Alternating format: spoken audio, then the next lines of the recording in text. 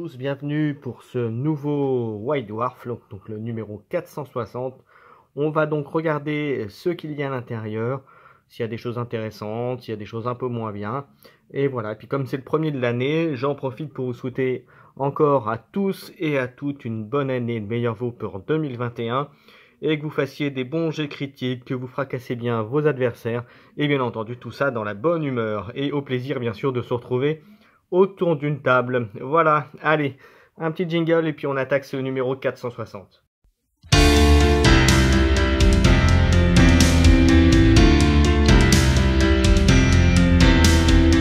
On va regarder ce qu'il y a donc dans ce numéro, le 460. Alors, comme à chaque fois, on a le petit numéro 460, le sommaire, donc vous le voyez, bien fourni. Alors, ça commence toujours par des belles figurines, bien peintes, voilà. Le Sphinx pour Warcry, pas que d'ailleurs, hein. Les titans, des beaux titans colorés. Après, comme d'habitude, les mondes de Warhammer. Donc ça, vous verrez. Pour 40 000, là, le nouveau chapitre qui est mis en avant, c'est qui vont être mis dans la poudrière qui va se passer dans le secteur de Charadon. Voilà, en l'occurrence, le front Chromide, donc le premier, avec la Death Guard qui vient se mêler à tout ça. Donc, il y a du fluff, vous verrez, c'est intéressant, c'est sympathique, que du bon. Voilà, si on aime un peu tout ça. Une petite nouvelle, bien sûr, qui est dedans. Voilà. Pardon, excusez-moi. Les petites règles, règles et zones de combat additionnelles, théâtre de guerre. Donc, c'est plutôt sympa. Donc, les chromides avec les ruines d'Ocarium. Mausoléum du repos de la martyre, désert de la baie d'Iroche. Donc vous voyez que des choses pour venir pimenter vos parties.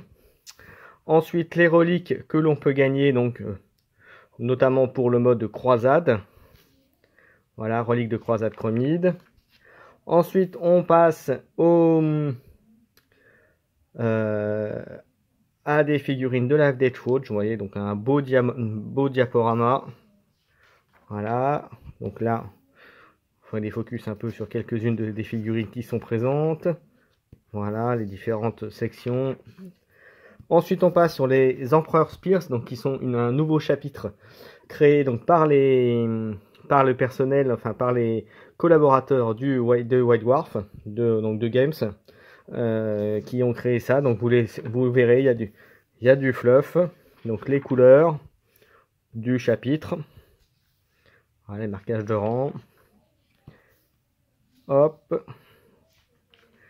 Et ensuite les suppléments de règles, donc leur codex entre guillemets, qui vous permet donc bien sûr de les jouer en partie. Et ensuite bien sûr comment les peindre. On continue. Voilà, Lost de Néméton, donc les Empereurs Spears. Hop, on garde ça, vous voyez. Ensuite un choix des armes. Alors il vous explique donc ça va être une croisade. Il y aura 4 armées expliquées dans ce choix des armes. Des Space Marines, des Necrons, des Sœurs de Bataille et des Orques. Donc voilà de quoi faire. Sons of Medusa, donc un chapitre successeur. A priori ça m'a l'air d'être... Est-ce que j'ai le détail? Chapitre successeur. Alors, il faudra lire le détail. Je ne l'ai pas vu pour les successeurs des Iron Hands. Voilà, en l'occurrence. Voilà. Ensuite, les Necrons, dynastie de Tok. Ordre du Sueur d'Argent pour les Sœurs de Bataille. Et puis des petits orques. Voilà. Les petits. Voilà. Ensuite, on passe à Oxymar avec les grosses sorties du moment. C'est-à-dire les gros géants. Vous voyez. On voit la taille de la bête. Voilà, avec des règles d'engagement. Vous voyez, tout dans la finesse. On continue. La loi du plus fort, avec des explicatifs de comment et pourquoi ils ont créé ces monstres. Voilà, piétineur de guerre. On continue. Donc là, vous verrez, hein, je passe assez vite. Hein. C'est du géant. Voilà, avec bien sûr le petit descriptif de ce que vous voulez peindre comme eux, les peintures qu'ils ont utilisées. Et un rapport de taille. Donc, vous voyez que c'est quand même des gros massifs. Voilà, les figurines. Le méga gargante, le peindre. Voilà. Ça change, vous voyez, avec la peau plus noire, enfin mat. En tout cas, ça change du blanc que vous avez là sur le diaporama là. Voilà. Prêt à en découdre. Le pétinement. Vous voyez, avec la composition d'armée. Avec le rapport de bataille. Voilà, vous verrez ça. Le scénario qu'ils ont utilisé, a priori. Voilà. Déploiement, composition. Donc vous verrez. Je vous laisserai. Je passe assez vite. Vous verrez tout ça. Ensuite,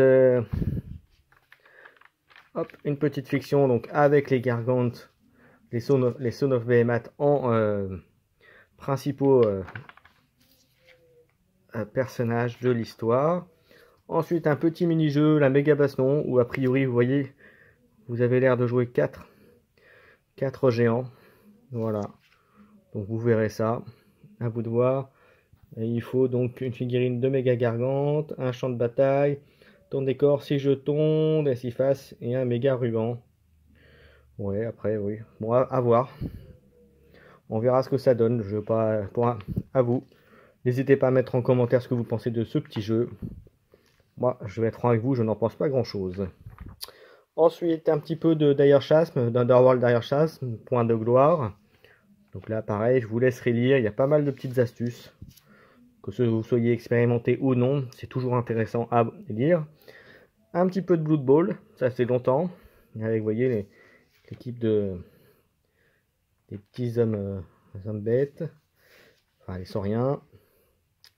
Et les hobbits, voilà, vous verrez.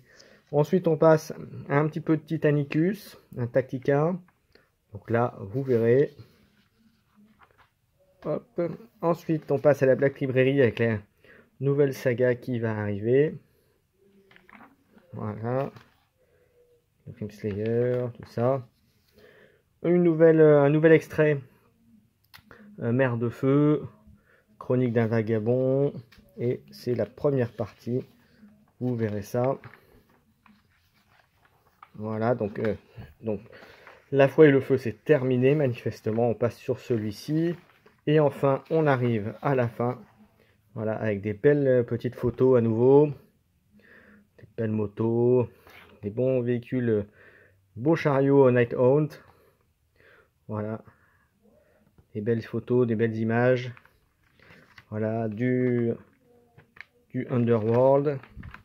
Et enfin, on vous annonce la fois prochaine le Royaume Charnier qui sera la suite probablement de la poudrière Charadon.